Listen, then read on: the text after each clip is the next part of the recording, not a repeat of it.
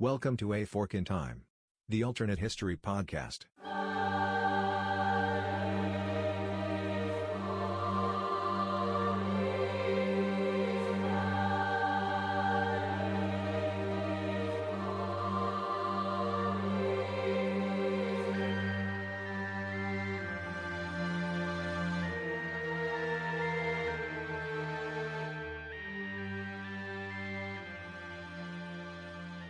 Welcome back to A Fork in Time, the alternate history podcast. Don sitting here along with my co-host, co-founder, Alexis.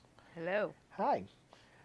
We are in the fourth of four episodes of a series that we're doing here on the impact of weather, particularly hurricanes, on history. And so, for just a quick review, for those of you that haven't listened to the episodes that have come before, by the way, You should. shame on you. Just to review back, we started in 1588 with the hurricane impact, what's sometimes called the Protestant wind, and its impact on the Spanish Armada. We jumped forward to 1814 to the storm that saved Washington, D.C. during the War of 1812. Then we moved on to something geographically closer to us and also interesting in a different way. And the storm was the storm that was the 1900 Great Storm that struck Galveston. And so now as we approach the fourth in this series of four, we're going to continue to move forward in time. We're going to come all the way forward to the year that you dropped the hint for. I did. Accidentally in the last episode. And what year is that? 2005. 2005 is a notable year in tropical weather history, particularly the Atlantic Basin. It is the most active season on recorded record. What letter did we get to? We actually got beyond the normal way that storms are numbered. We went to the Greek letters coming back. Yeah, and in fact there were actually a total of 31 tropical or subtropical cyclones recorded that year. There were 15 hurricanes. That's still a record high. There were 7 what are known as major hurricanes on the Saffir-Simpson scale. That's categories 3 or above. And there were a number of notable named storms that year in 2005. Most notably, though, particularly if you're from anywhere along the Gulf Coast or anywhere in the United States, you may know some of the other storms from that year, but you probably know the name of one particular storm. Yep, and that would be Hurricane Katrina. Hurricane Katrina. Katrina is most known for obviously striking and devastating the city of New Orleans, but that was actually not its first landfall. It actually made landfall prior to reaching New Orleans on the Florida coast, and then found its way to New Orleans. It was actually a Category 5 hurricane at one point on the Saffir-Simpson scale, sustained winds perhaps approaching 170 to 175 miles per hour. Made landfall as a Category 3, but without getting too far off in the meteorology. And again, as I've mentioned before, I have the privilege of working with a number of meteorologists who can talk about this. Angles of attack and storm surge and timing and tidal influences, all kinds of things that can make play a part. They can set storms apart, and in many ways, Katrina, Category 3 is a serious storm. Again, major hurricanes are defined as categories 3, 4, and 5 on the Saffir-Simpson scale. But as we talked a little bit before, it's not just the wind, and the Saffir-Simpson scale only looks at the intensity of wind. Katrina was a devastating storm because of what it did with its storm surge and where it did its storm surge. What's unique about the city of New Orleans, Lex? It's a bowl. Yeah, it's a bowl, and much of it actually resides at or below sea level. And so a very sophisticated, New Orleans is an old city. New Orleans has been around for a long time. It's grown beyond the original sort of high point that you find where sort of the downtown and the areas that we know a lot about in New Orleans are. As it grew into areas that were not well suited for development. Right.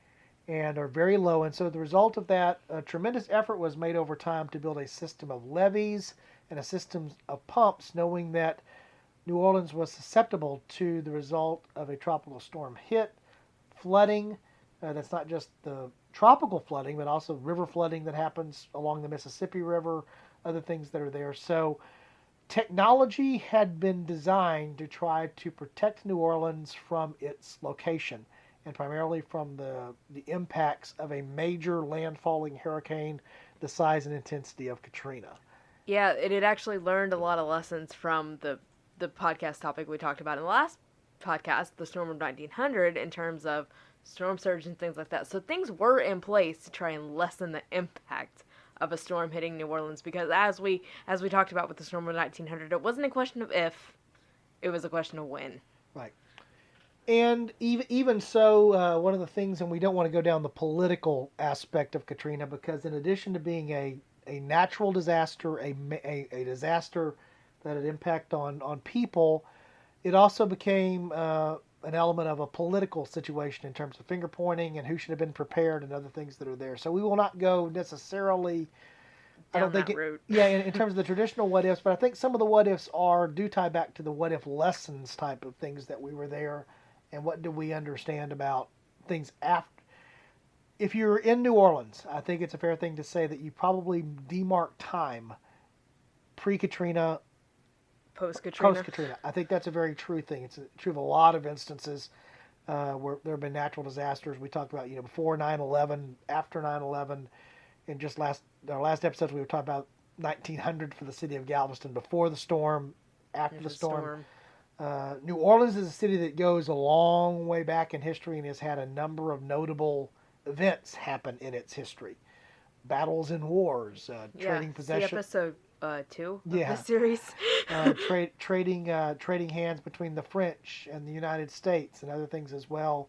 But it's a very, very, very fair thing to say that it was most notable for in recent times for the events of 2005 and Hurricane Katrina. So today we're going to focus on the what ifs of Hurricane Katrina. Before we do that, we're going to take just a quick break here, let you hear a word from somebody who helps make the podcast possible. We'll be back shortly after that. Would groceries delivered to you in as fast as 1 hour save you a trip to the store? Instacart makes that possible thanks to personal shoppers in your area who hand-select items based on your preferences from the stores you love. And shopping multiple stores is possible on a single order. Instacart picks the freshest produce and even keeps your eggs safe, all while finding everything you usually buy, providing smart suggestions for new items, and even highlighting deals to help you save money. And now you get free delivery on your first order over $35. Let Instacart know we sent you and help support our show by following the link in the show notes. Instacart. Groceries delivered in as fast as 1 hour.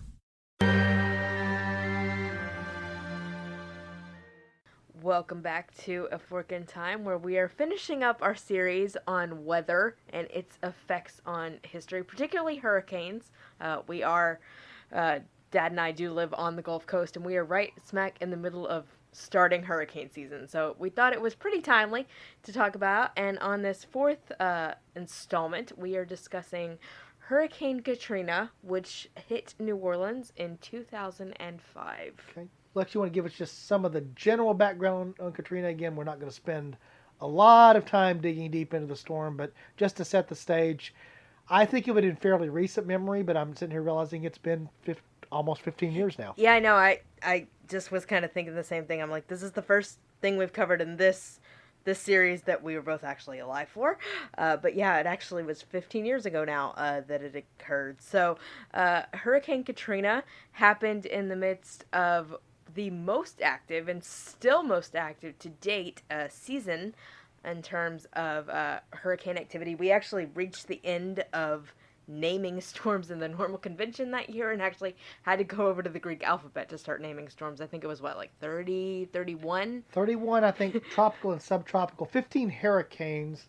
It is the most active, maybe not the most active season in history, because we have what represent recorded records. Yeah. Since the keeping of what we think of as being modern hurricane records, it is the most active season that exists. Yeah, and Hurricane Katrina was a Category 5 storm on the scale. That means, of course, the scale that measures that only measures wind speed. So Category 5s are somewhere in the 170 to 175 miles an hour sustained winds, so pretty strong.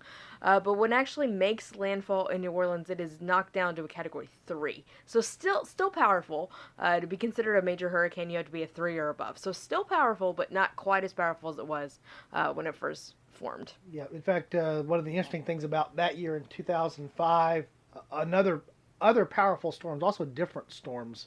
One of the more interesting ones that year is actually Hurricane Wilma, which crossed the Florida as one of the most intense storms that was there. We actually made it down that year to tropical storm Zeta, because when we start when we start over in the Greek alphabet, it goes Alpha, Beta, Gamma, Delta, Epsilon, Zeta.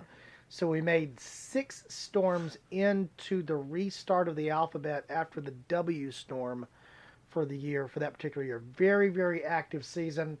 I'll probably put some links to some of the National Hurricane Center resources. Sadly, I can't link you to some of my own company's own resources, which provide some interesting things there. It's important to note that Katrina, certainly a well-known storm from that year, but there were other storms. I mentioned Wilma. One of the other more devastating storms that year was actually Hurricane Rita, which actually came closer to threatening us here along the Texas coast, actually made landfall in Texas. Rita was a storm I remember, actually. Yeah, Rita was interesting in the sense that because of what happened in Katrina, for the city of Houston, well, the city of Houston did not take the same type of hit. We had a massive disruption because of traffic, a situation with people evacuating. Do you see the look in my eyes? 23 and a half hours. To get from Houston to Dallas, which is roughly a 4 to 4.5 hour drive under normal circumstances. A similar thing here. The Rita situation was a direct result of what had happened with Katrina and people thinking through what was there. So these things do play together in history. I actually do think, Lex, just mentioning here up front, this is going to be one of the more challenging historical what ifs, in the sense of it's tough to know what the what if is. I think for 2 primary reasons for me. You're nullifying a natural disaster event. So even you asked this question off podcast while we were doing our preparation and talking about how we would do this. What is the what if? What exactly are we doing? I'm going to take the standpoint of if there was no storm whatsoever, not just a lessened impact. You could argue for a lessened impact or a better prepared response could have been the historical what if. But I think the simplest what if is just to say there's no Katrina. In much the same way for the last episode we said there's no 1900 storm. And we'll probably repeat ourselves on this the same way we did with that about why that what if is a little bit flawed. So I think that's one of the challenges of it. The other challenge of it is it doesn't go back as far in time. So when we think about the 1900 storm, again, a parallel to the last episode, 120 years has passed since Galveston was devastated by that storm. You can play out some of the what if scenarios a little easier than you can in a 15-year span of time. So I think those are going to be the 2 challenges here. Hopefully we'll navigate through them and still deliver something that has value. But I think it's a fair thing to say up front. We recognize the challenge of Katrina, but we also couldn't go through a series talking about the impact of history by hurricanes without mentioning Katrina. I think that would have been somewhat irresponsible. So, what do you think?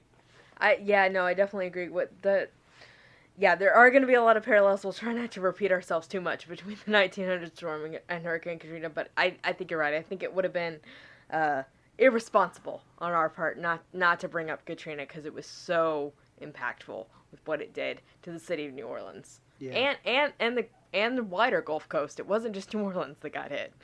Right. So if we're thinking back to the what if it didn't happen, I guess one of the ways to think that through is to think about what New Orleans, this is again where the difference between counterfactuals and alternate history starts playing in. You recognize the significance of Katrina by trying to imagine a New Orleans today without it, the counterfactual New Orleans. So when I say New Orleans to you, what do you think of? I mean, I think of the French Quarter. I think of the Saints, the football team. I think of cultural. It's a very cultural city. It's very it's a very Yeah, cultural is the word that I think would describe it as. Mardi Gras. Mardi Gras. When I think of New Orleans, and even though we reside about, what, a 5-hour drive away from New Orleans, certainly it's Roughly. not a very long flight. I've been over there. We've been there. I've been there a number of times for business, obviously, as well, because of the nature of what I do. When I think of New Orleans, the thing that pops into my head, even though this is not necessarily my mode as a person very much, is I think Party City. Yeah. It's, Mardi Gras is sort of the ultimate party. I mean, they shut the city down Right. for Mardi Gras. It's a place that the American football championship, the Super Bowl, likes to go. Other types of sports championships that rotate sites like to go there not because it's the most exciting. I don't want to offend some of my nearby Cajun friends, those that live in Louisiana. It ain't the prettiest city ever known to man, but it's a popular city because of its personality. Yeah, definitely a spirit. Yeah. Spirit and personality. And people like to go there because if you're going to have Super Bowl, it's also a good place to go and drink and party. Yeah, and the French Quarter is notorious for being that. So that's sort of the spirit of Mardi Gras. That's what I think of. That still exists. New Orleans still exists as that kind of place today, but I think it's an arguable thing that 15 years later, it has not recovered back to being quite the place that it was even before Katrina, even in that sense. Definitely, and I think while we have, Mardi Gras still happens every year and things like that, it is definitely colored and flavored by events of 15 years ago, by Katrina, in that it's this resurgence that's occurring now of trying to get back to what New Orleans was pre-Katrina. Right. And it is a much smaller, I did have at one point, I don't think I have them handling up on the screen here. It is the population of the city of New Orleans today Much smaller. is not the same size the population that it was before. Absolutely. I mean, just in my life, personally, I had friends I graduated from high school with that came from New Orleans after Katrina. So they wouldn't have graduated from the same high school I did if you don't have a Katrina happening to force those people out. Right.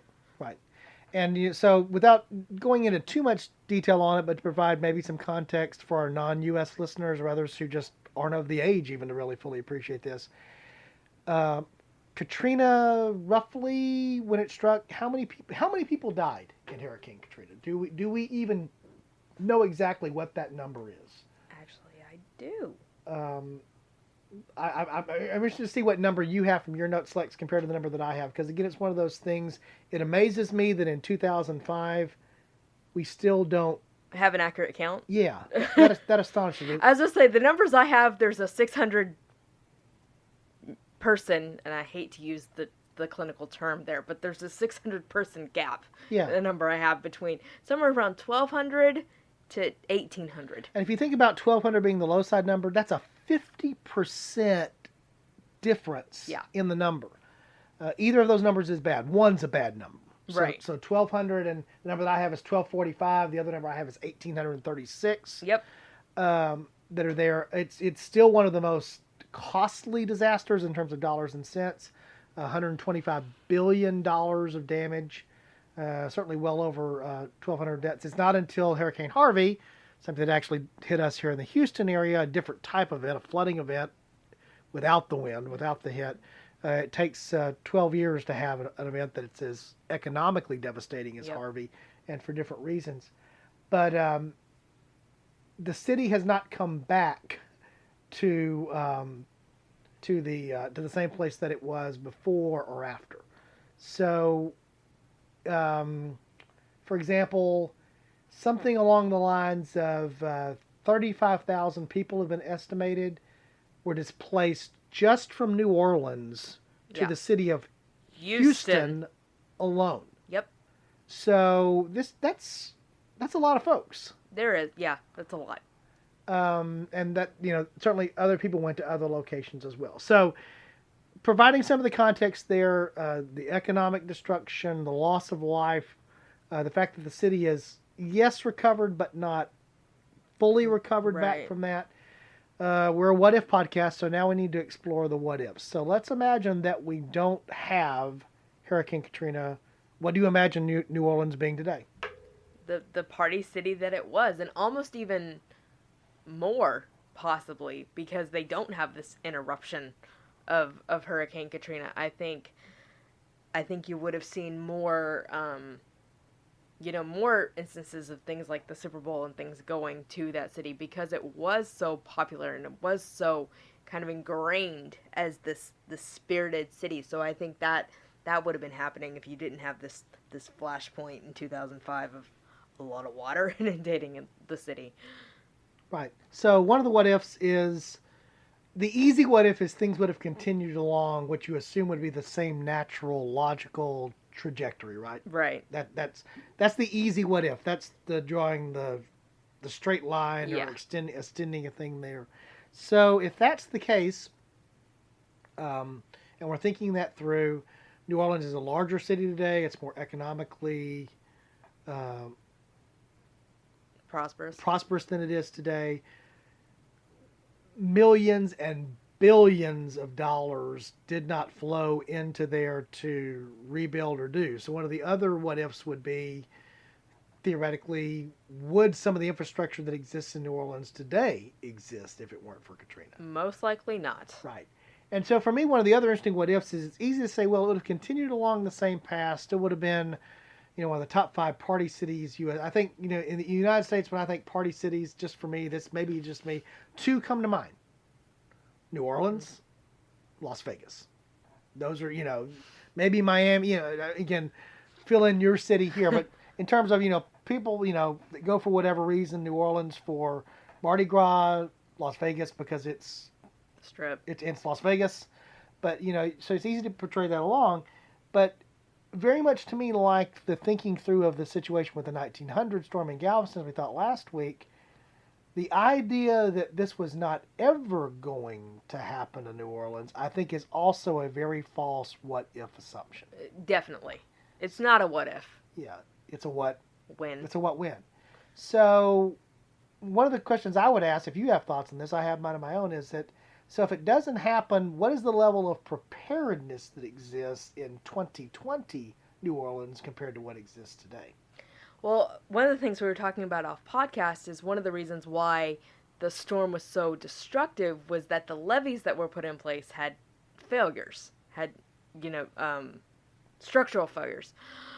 Well, the only way to test that it was going to fail was to have a storm, was to flood the city. It's not like the Corps of Engineers was going to flood the city on purpose to, let's just test these, make sure they work. That was not going to be a thing. The only way to test those levees was to have them tested by something like a storm. So if we have the levees in place in 2020, but there's no Hurricane Katrina in 2005 to test those levees and prove that those levees were not functioning correctly, is it possible that you have even a stronger storm, something that's hitting you as a Category 5, not a Category 3, going at levees that now we know, with the benefit of history and looking back, now we know those levees weren't adequate. Do we have a 2020 Category 5 hitting those levees and then determining those levees really weren't adequate to hold the water? Right. Yeah, and again, 1,200 to 1,800 souls that are lost are substantial numbers. $125 billion, not to focus on the dollars and cents of things, is a substantial number. But to your point, while it had reached Category 5 intensity, it did not hit as a Category 5 storm. And so... Which is typical of storms, by the way. If you're not familiar with hurricanes, they strengthen, they weaken. Yeah, and depending upon the day-night cycle there, that can be a major thing. One of the bad things about a storm hitting at night is the problem of a storm hitting at night and it being dark and what that happens to those that are being impacted by the storm. But very often, the storm will weaken in an overnight period to some degree because it loses some of the daytime benefits of...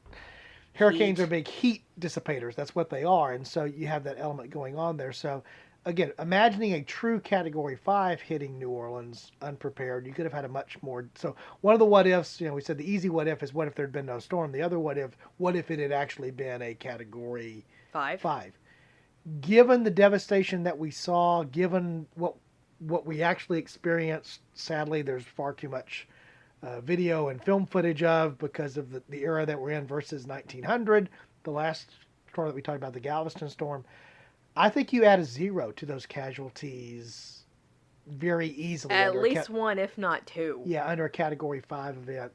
And you have a very different type of natural human disaster that happens there as well. So that's an interesting part.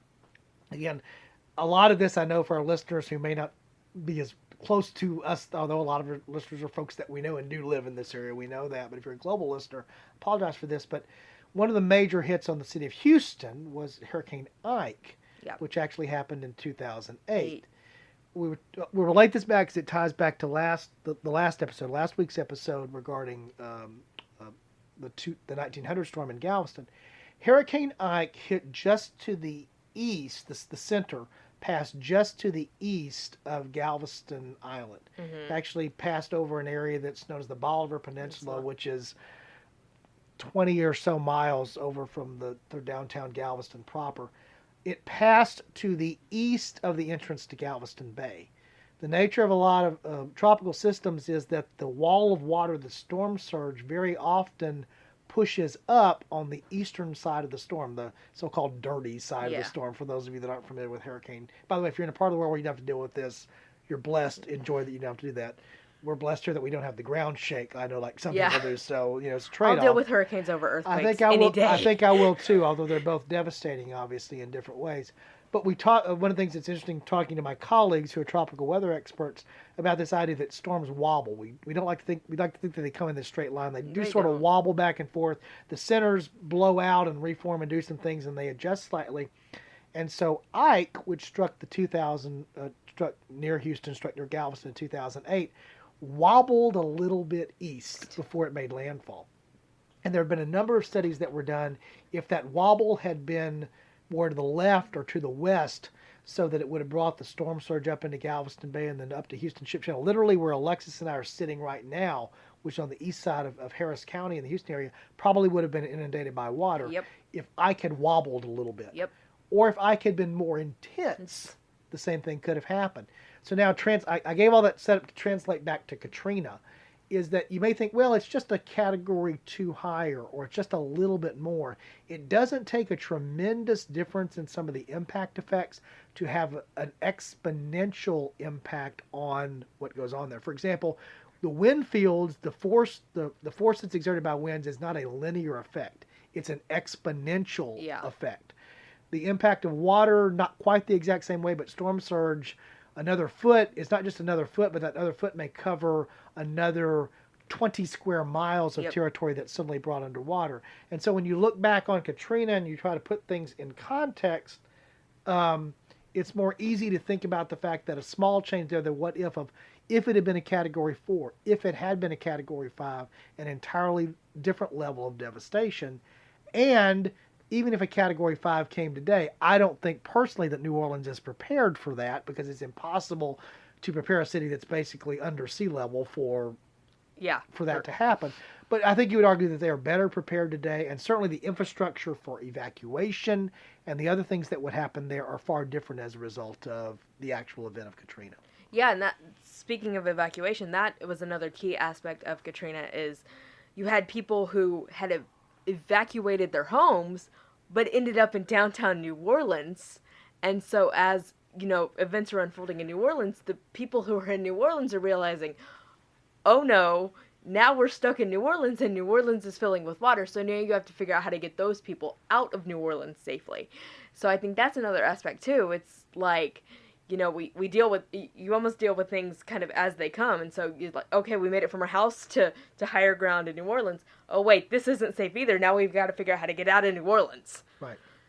And whether you are critical of or think that there was an excellent response executed by various governmental agencies, in almost every instance with respect to Katrina, there I think are valid criticisms that are leveled against the various response agencies that were there and how that's coordinated. To me, one of the other powerful what ifs, this is the what if of almost every type of natural disaster, is without the natural disaster, some important learning would not have taken place that probably has done something of value later. Very true. And so you might argue that the what if of Katrina, if Katrina had not happened, someone else, lives were lost in New Orleans because of Katrina. So if the what if doesn't happen in New Orleans, you save those lives, right? Maybe. You may just move those lives to a different natural disaster scenario where there's not the level of preparedness because there wasn't some level of awareness that was raised by Katrina. Yeah, are we talking about that amount of lives now in Mobile, Alabama, in, Jacksonville, Florida? Where are we talking about those lives? Because we're just transferring them. Right. A good example is, again, in the last couple of years, for some of the intense hurricanes that have struck not just struck the United States, but, for example, struck Puerto Rico, struck the Bahamas within the last year. Hurricanes Florence and Irma and Maria, very, very, very powerful Category 5 hurricanes using the Saffir-Simpson scale. And what goes on in all of those events now, particularly if they're striking metropolitan areas, like, for example, landfalls in Florida or the Carolinas in the United States, is someone during those events is talking about, let's make sure this is not a Katrina.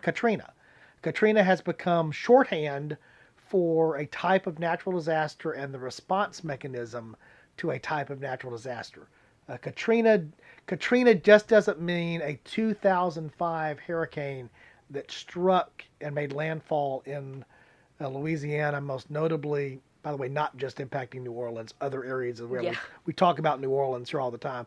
It wasn't like it contained itself to the city limits of New Orleans. But when we talk about Katrina now, Katrina becomes a code word, a buzzword for a type of event that people have done planning around and against. Right. And I mentioned later that same year in 2005, for those of us here in Houston, Hurricane Rita was a substantial tropical system. The evacuation and the near fiasco disaster that the evacuation became, people running out of gas. I mean, this huge thing of hundreds, thousands of cars being just abandoned because people ran out of gas in gridlock traffic because everyone evacuated when there wasn't a need to evacuate necessarily, or to evacuate in a more orderly fashion because they were responding not to the actual event of Rita, they were responding to what had happened previously with Katrina. No, it was 100% an emotional response because of what had happened with Katrina. Right. And in fact, you had some folks here who had, by this point, had been relocated to Houston because of Katrina that were now feeling like they were having deja vu. Now suddenly here comes, Katrina Part 2. And so again, this is, already recognized, this is one of the tougher historical what-ifs. I think what we often intellectually recognize but don't know how to fully quantify is how many lives were lost to Katrina, how many lives have been saved because of Katrina and the thinking that goes around Katrina. For example, I think people have learned not all Category 3 storms are created the same in terms of their destructive capability. And trust me, for someone who actually deals with that every day in terms of working with clients and getting people to understand that, it's sometimes healthy to be able to sadly point back to and use a reference that people can at least grasp, like a Katrina, to make those points. And so, part of the historical what if is without these storms or this incident happening, it would not be part of our vocabulary. Definitely true. And I think you bring up a good point where, a category, it's really easy to kind of compartmentalize, like, okay, that was a Category 3, that was a Category 4, that was a Category 5. I'm thinking back to my head to Allison, which wasn't even a hurricane, it was a tropical storm. But the rain event, I mean, we had a family member who got pushed out of their apartment because of a tropical storm. Then you flash forward to something like a Harvey, which Harvey was a Category 4? Oh, no, it was not even near that devastating. By the time it actually, again, to put things in context, Harvey was struck the South Texas Gulf Coast as a more traditional hurricane. The interesting thing where it came back and became just a large, widespread flooding event for most of southeast Texas. So we talk about Hurricane Harvey, but having been through 4 hurricanes in my lifetime, Harvey was the most bizarre thing because there were virtually no winds. Right. Yeah. Exactly. So it's interesting how with the, I hate to use the word benefit, but with the benefit of each of these storms, they kind of become these buzzwords, and they become these learning experience for trying to prepare yourself for the next storm. I remember with Harvey last year, the way it spun in and the way it hit, it was, it hit Houston, it didn't hit Galveston, and I had come up to Houston to try and get away from it in Galveston. So people are asking me, like, how's Galveston? And I'm like, Galveston's fine. I just can't get to it because Houston is underwater. Right. So it's interesting how each of these storms kind of, again, become these buzzwords and become these lessons, these object lessons, and trying to prepare for the next one. Yeah.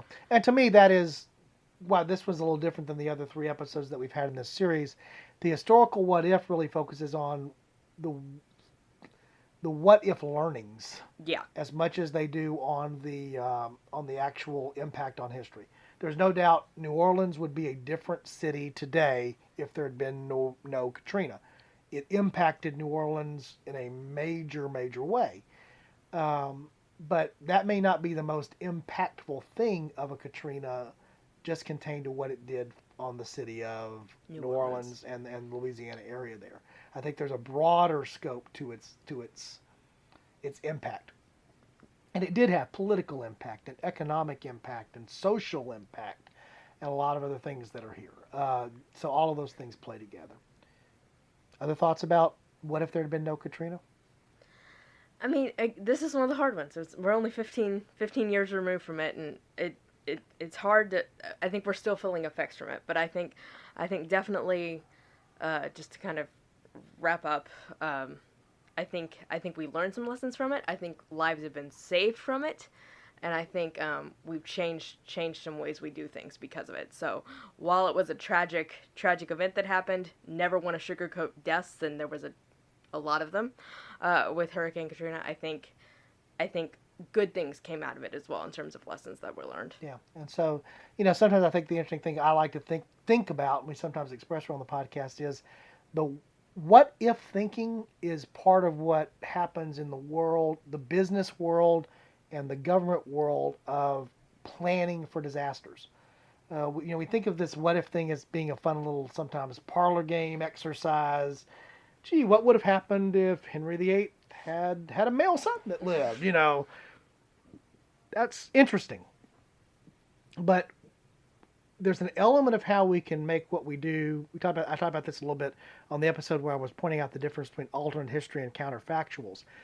Counterfactuals, by people who hold to a much tighter definition of this, counterfactuals are a tool that historians use to measure the significance or the impact of a historical event. What if scenarios, including what if history, but also what if scenarios in general, are a tool that disaster and business continuity planning and emergency response planners use to do their jobs. Right. They play the what if game all the time, and sometimes they do that by looking back historically. What if this had been different? What did we learn or not learn from that? And so I bring that up. It does tie back to part of the reason I think I'm actually attracted to doing what if history, other than just it's a cool thing, is it does tie back to what I do in my vocational life to some degree. And I don't always make that connection consciously. Right. But when I stop thinking, it's a subconscious thing. For example, I've mentioned what we do. This series of podcasts has not been an advertisement for my company. In fact, you notice I have not even mentioned the name of my company. Nope. That's very intentional, probably because we have policies about that. But the thing that I'll point out is that many of our clients every year with respect to hurricanes, they do drills. They do exercises. And that is a what if scenario. What if we were dealing with this? They do that exercise to be better prepared for the real world. So if people want to talk about what's the value of you listening to that what if history podcast, it's something that we do in our everyday lives. And if you train your mind to do what if thinking, you can sometimes be better. We talk about you need to know the what did to plan the what if. Sometimes you go through the what if so that you're ready for what will. Yeah. That's actually how that stuff gets. That's actually how all that stuff gets connected together. And so, well, that's, I mean, we say all the time. It's a simple example, but it's like, I'm gonna bring my umbrella because if I bring my umbrella, it won't rain. If I don't bring my umbrella, it's going to pour when I'm trying to leave work. So yeah, we play the what if game every day, from the the minutest level all the way up to doing full on drills for hurricane season. right. And I'm glad you bring that up, because this is another thing I was struck by, something I remember reading 20 years ago. It's the concept of, there's actually a psychological term for this, and I don't remember it off the top of my head. I'm not going to pause and cheat and go look it up. But the concept looks like this. You ever have somebody say, I always get in the line that moves the slowest, right? Yep. Do you think that you do that? Almost everybody does. Yeah, I always get in the slowest line. The truth is, it may be true. You may just be cursed with always finding the slowest line. Yeah, you may be cursed with Spanish Armada, bad planning, bad luck, bad weather. But the reality of it is, what I remember about that is, it's not probably the case that you're always in the slowest line. What's probably happening there is the phenomena of what we notice and perceive, such that you may notice the opposite effect of, man, I got lucky there, I got in the line that moved really quick. You probably notice the two extreme events, if you want to think about a bell curve type of distribution here. You notice when, in the line example, you notice when things go really fast. You notice when things go really slow. What you don't notice is when you're sort of in that middle ground. And so you say to yourself, always get in the slowest line. It's probably because first of all, you were in a hurry, and it was more noticeable that things were moving slowly. You perceived it because you were paying attention to it in some way. You probably don't religiously look at every possible line and figure out whether you picked the right one.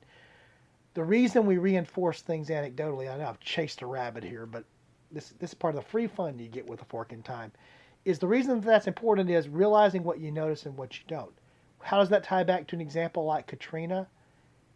If you haven't thought it through hypothetically, and it didn't happen to you, then you're oblivious to it. Yeah, you're totally oblivious to it. And the dangerous thing is that you're oblivious to it, both ways. Right. And so, that's also part of the interesting element of a what-if scenario, thinking about counterfactuals, is we use them as a tool. Historians can use them as a tool. We can use them as the what will, what could scenario. There is a place for hypothetical conjecture, particularly when it's backed by some reasonable thinking of, well, this might have happened because something similar to this happened. I've heard you do that a lot of times because of your knowledge of English history. You'll connect to something that is a similar event a generation or two early or a generation or two later, and so you can sort of say, that's probably a good template for this, and then play that out. Yeah. Okay, I'll get off my soapbox now. Anything else? I think that's it. All right. Well, once again, Alexis and I just want to say thank you again for joining us as we've now concluded episode 4 of our 4-part series on hurricanes and their influence on history. I think we've covered a wide range. Yeah. We've covered the gamut here from hurricanes as an actor in bigger events to hurricanes themselves obviously being the event.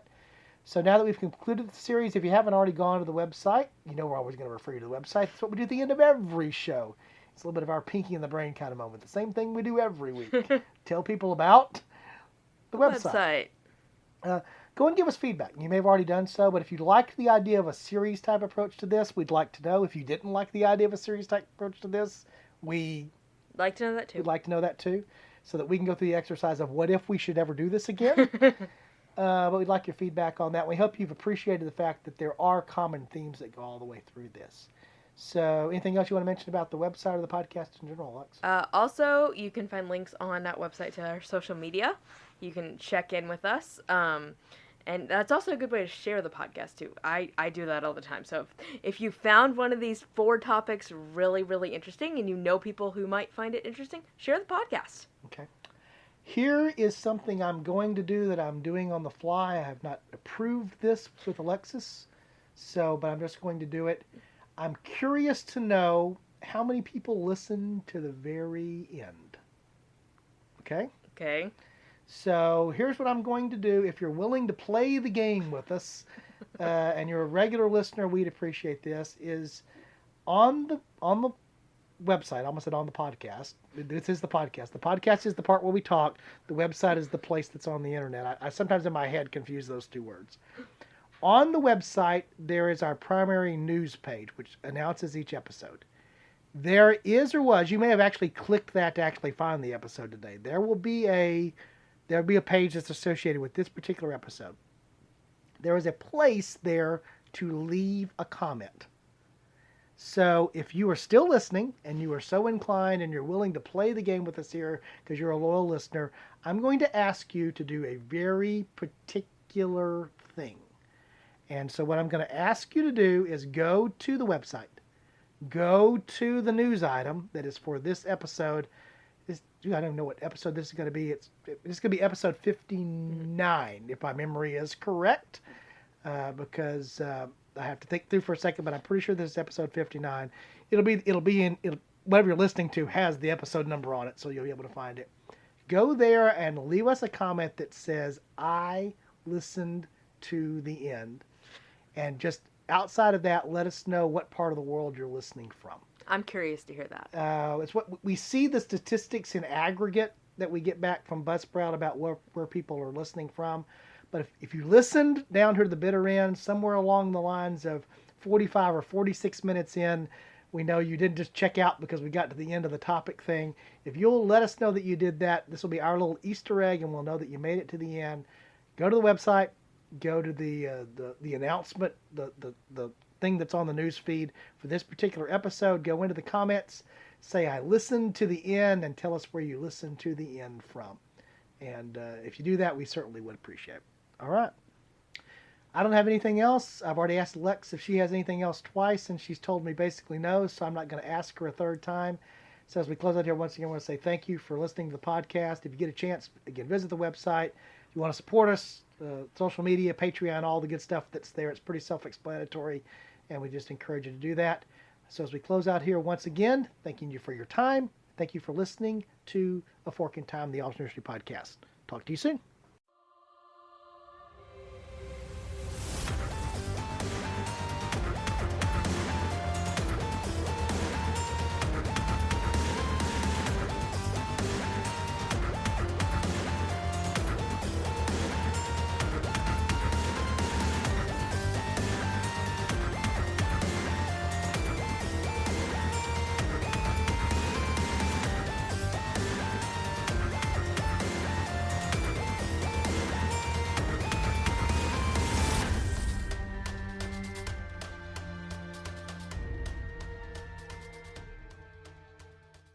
Thanks for listening to A Fork in Time, the Alternate History Podcast.